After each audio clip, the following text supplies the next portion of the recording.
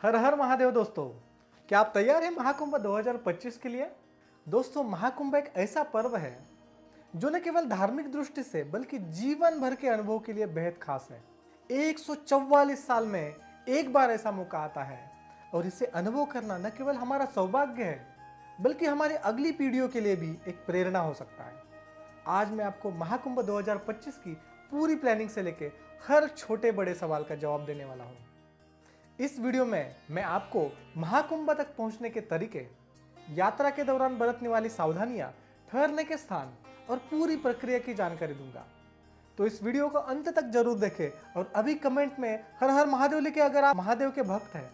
सबसे पहली बात करते हैं, क्यों जाना चाहिए महाकुंभ में। महाकुंभ सिर्फ एक धार्मिक आयोजन नहीं है, यह भक्ति, श्रद्धा और आध्यात्मिकता का संगम है। लाखों लोगों की भक्ति, सुबह ठंडे पानी में डुबकी लगाना, मंत्रोच्चार और संगम का वातावरण, तो ये सब जीवन में एक बार तो अनुभव करना जरूरी है। यह सिर्फ एक यात्रा नहीं बल्कि आत्मा को शुद्ध करने वाला अनुभव है। दोस्तों सोचिए, 4 से 5 करोड़ लोग एक साथ स्नान करते हैं। वो श्रद्धा, वो माहौल आपको हर जगह देखने को नहीं मिलेगा। ये महाकुंभ उत्तर प्रदेश के प्रयागराज में आयोजित होता है और यहाँ ट्रेन से आना सबसे सुविधाजनक है क्योंकि ये शहर देश के प्रमुख शहरों से बहुत ही अच्छी तरीके से जुड़ा हुआ है। और अगर आप फ्लाइट से आना चाहते हैं तो बमरोली एयरपोर्ट मेले से लगभग 18 किलोमीटर दूर है। सिविल लाइन बस स्टैंड भी मेले के लिए मुख्य केंद्र है। और अगर प्रयागराज जंक्शन का परिचय दे तो जिसका इतिहास 1860 साल के आसपास से शुरू हो जाता है और आज यह नॉर्थ सेंट्रल रेलवे एनसीआर का मुख्यालय भी है। अगर आप स्टेशन से आ रहे हैं तो गेट नंबर 4 से बाहर निकले। स्टेशन से मेले का जो क्षेत्र है वो करीब करीब 5 किलोमीटर दूर है। यहाँ से आप 20 रुपए की शेयरिंग ई रिक्शा भी ले सकते हैं। सुबह के समय 15 से 20 मिनट में आप पहुँच सकते हैं, लेकिन दोपहर या शाम के समय में ट्रैफिक के कारण इसमें 1 घंटे तक भी लग सकता है। चुंगी ये संगम के पास का एक मुख्य पॉइंट है। यहाँ आपको लेटे हुए हनुमान जी का मंदिर भी जरूर देखना चाहिए। ये मंदिर करीब 2 किलोमीटर दूर है और संगम लगभग 3 किलोमीटर दूर है। संगम और मंदिर के आसपास की भीड़ और व्यवस्थाओं को देखकर आप महसूस करेंगे कि यह वास्तव में एक महाकुंभ है। अगर आप शाही स्नान या अमृत स्नान के समय आ रहे हैं तो तैयार रहे पैदल चलने के लिए, क्योंकि वीआईपी मूवमेंट और भीड़ के कारण रोड ब्लॉक भी हो सकती है। नया पुल से आगे आपको पैदल चलकर मेला क्षेत्र में प्रवेश करना होगा। निजी गाड़ियां जो है उसके लिए परमिशन अनिवार्य है, लेकिन मैं निजी वाहन लाने की सलाह नहीं दूंगा क्योंकि पार्किंग और ट्रैफिक की समस्याएं हो सकती है। लेकिन मेले में पहुंचने के बाद बैटरी से चलने वाली गोल्फ कार्ट सेवाएं उपलब्ध है जिनका किराया 50 रुपीज़ के अराउंड है। यहाँ आने पर थोड़ा वॉक करना पड़ेगा, लेकिन प्रयागराज का असली आनंद भी इसी में है। गंगा स्नान, मंदिर दर्शन और कुंभ मेले का अनोखा माहौल इसे दुनिया में सबसे बड़ा आध्यात्मिक मेला बनाता है। संगम से पहले आप लोहे की चादर पर बनी सड़क पर चलना होता है। यहाँ से संगम लगभग 1.5 किलोमीटर दूर है जिसे पैदल तय करना पड़ता है और असली महाकुंभ का नजारा यही से शुरू होता है। संगम पर गंगा, यमुना और विलुप्त सरस्वती का संगम होता है। यहाँ से नाव के जरिए बीच संगम तक आप जा सकते हैं। नाव का किराया लगभग 600 रुपये होता है। अगर आपको घाट का सुंदर दृश्य देखना है तो हेलीकॉप्टर राइड भी वहाँ पे उपलब्ध है, वो आप जरूर कीजिए अगर आपके पास समय है, वो भी मात्र 1200 रुपये में। महाकुंभ में जाने की प्लानिंग करते वक्त सही तारीख को चुनना सबसे अहम बात है। अब इसके आगे यहाँ 4 महत्वपूर्ण शाही स्नान तारीखें हैं: 29 जनवरी, 3 फरवरी, 12 फरवरी और 24 फरवरी। अगर आप भीड़ से बचना चाहते हैं तो शाही स्नान के 2 दिन पहले या 2 दिन बाद जाएं। जैसे मैंने 17 और 18 जनवरी को संगम स्नान किया था।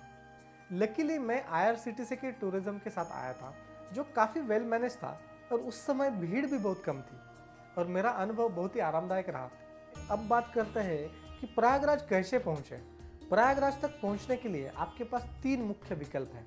सबसे पहला है एयरपोर्ट। डायरेक्ट फ्लाइट थोड़ी महंगी हो सकती है, इसलिए लखनऊ या वाराणसी एयरपोर्ट पर लैंड करें और वहां से ट्रेन या बस लें। दूसरा विकल्प है ट्रेन। सबसे अच्छा विकल्प है। भारत के लगभग हर बड़े शहरों से ट्रेन उपलब्ध है। तीसरा विकल्प है, थोड़ा सा कठिन है लेकिन वो रोड ट्रिप का है। यदि आप बनारस में रुक रहे हैं तो सिर्फ 3 घंटे के ड्राइव में आप प्रयागराज पहुंच सकते हैं। अगर आपको सिर्फ 1 दिन का समय है तो बनारस से सुबह जल्दी निकले स्नान करे और शाम तक वापस लौट जाए। अभी आप पूछेंगे महाकुंभ के दौरान ठहरने की व्यवस्था कैसी है? मेला क्षेत्र में होटल उपलब्ध नहीं है। यहाँ आश्रमों और टेंट सिटी की सुविधा है, लेकिन टेंट सिटी में ठहरने का खर्चा 10,000 से 20,000 प्रति रात हो सकता है एक टेंट के लिए। इसलिए बेहतर विकल्प है कि आप दिन में स्नान करें और वापस लौटें। आश्रमों में अगर ठहरना है तो आश्रमों में ठहरने के लिए पहले से परिचय होना अतिशय आवश्यक है। और टेंट सिटी अगर लग्जूरियस स्टे करना है तो आप प्रेफर कर सकते हैं। अलग अलग टेंट सिटी बनाई गई है, जैसे IRCTC अदवा हॉस्पिटैलिटी के कैंप हैं। यहाँ पे हीटर और गर्म पानी की सुविधाएं भी उपलब्ध हैं और अन्य भी बहुत सारी सुविधाएं उपलब्ध हैं। अगर आप फ्री स्टे का ऑप्शन देखना चाहते हैं तो गवर्नमेंट द्वारा बनाए गए रैन बसेरा या अखाड़ों और आश्रमों में भी ठहरने की व्यवस्था है। तीसरा, अगर बजट ऑप्शन देखना है तो अगर बजट ऑप्शन में ठहरना है तो बनारस में रुके और डेली ट्रिप करें। शाही स्नान के दौरान स्टे मिलने के लिए बहुत परेशानियां हो सकती है, इसलिए पहले से बुकिंग करें। अब बात आती है कि आपकी यात्रा की कॉस्टिंग की। ट्रैवल अगर फ्लाइट से करना चाहते हैं तो 10,000 से 20,000 खर्चा आएगा। अगर आप डायरेक्ट फ्लाइट लेंगे तो वो महंगी रहेगी। अभी फ्लाइट्स के रेट्स भी बढ़ रहे हैं। दूसरा ऑप्शन है बस या ट्रेन, जो 500 या 2,000 रुपए के बीच में हो सकता है। तीसरा है अगर स्टे के लिए टेंट सिटी में स्टे करना है तो 1500 से लेके 20,000 तक प्रति रात का खर्चा आ सकता है। अगर फ्री स्टे करना है तो रेन बसेरा तो है ही। खाना है तो फ्री में लंगर भंडारा अच्छा रहता है और हाइजीनिक खाना मुफ्त में मिलता है यहाँ पे। लेकिन अगर आपको प्राइवेट भोजन भी करना है तो 200 से 500 प्रति व्यक्ति आपको खर्चा आ सकता है। लेकिन महाकुंभ में भोजन की व्यवस्था बहुत ही बढ़िया है और निःशुल्क भी है। शिविरों में हर समय भोजन की सुविधा उपलब्ध रहती है। अब बातें करते हैं महाकुंभ के दौरान की व्यवस्थाओं की। महाकुंभ लगभग 40 किलोमीटर के रेडियस में फैला हुआ है और ये 40 किलोमीटर की रेडियस में करोड़ों लोग होंगे। लेकिन इस बार की अरेंजमेंट्स बहुत ही बेहतरीन है। यहाँ पे आपको डिजिटलाइजेशन मिलेगा, लॉस्ट एंड फाउंड के लिए स्पॉट्स है, हेल्पलाइन नंबर्स उपलब्ध है, फ्री फूड्स है, अलग अलग अखाड़ों और ग्रुप्स द्वारा लंगर भी है, पार्किंग के लिए घाटों के पास पार्किंग की सुविधा भी उपलब्ध है। लेकिन जिस दिन शाही स्नान रहता है उस दिन यह सुविधा उपलब्ध नहीं रहती है। अभी महाकुंभ से आने के बाद मैं आपको कुछ टिप्स देना चाहता हूँ। सबसे पहले गुम होने से बचने के लिए ग्रुप्स में रहें, जियो टैग, एयर टैग या रस्सी का उपयोग करें। अभी कुंभ में क्या करना चाहिए और क्या नहीं, डू एंड डोंट्स। क्या करना चाहिए, अपनी बुकिंग पहले से करें, हमेशा हल्के बैग और जरूरी दस्तावेज साथ में रखें, फ्री फूड और भंडारे का आनंद लें, संगम स्नान करें, आध्यात्मिक अनुभव जरूर लें। स्नान के बाद के लिए एक्स्ट्रा कपड़े और तौलिया जरूर साथ रखें। नाव यात्रा के लिए कम से कम 2 या 3 घंटे का समय जरूर रखें और 1-2 घंटे एक्स्ट्रा भी रखें। क्या नहीं करना चाहिए, अनावश्यक सामान ना लाएं, बच्चों और बुजुर्गों का खास ध्यान रखें, अकेले घूमने से बचें। सबसे महत्वपूर्ण, हम आध्यात्मिक यात्रा के लिए आए हैं और ये बात कभी ना भूलें। वहाँ किसी भी आध्यात्मिक गतिविधियों में बाधा ना लाएं। तो दोस्तों, महाकुंभ 2025 को यादगार बनाने के लिए आप तैयार हैं क्या? अगर ये जानकारी आपके काम में आई हो तो इस वीडियो को लाइक और शेयर करना ना भूलें और कमेंट में हर हर महादेव जरूर लिखें और हमारे गो सत्व चैनल को सब्सक्राइब करें ताकि ऐसी ही जानकारी आप तक सबसे पहले पहुंचे।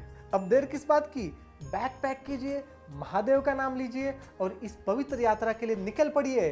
हर हर महादेव, हर हर महादेव, हर हर महादेव। धन्यवाद।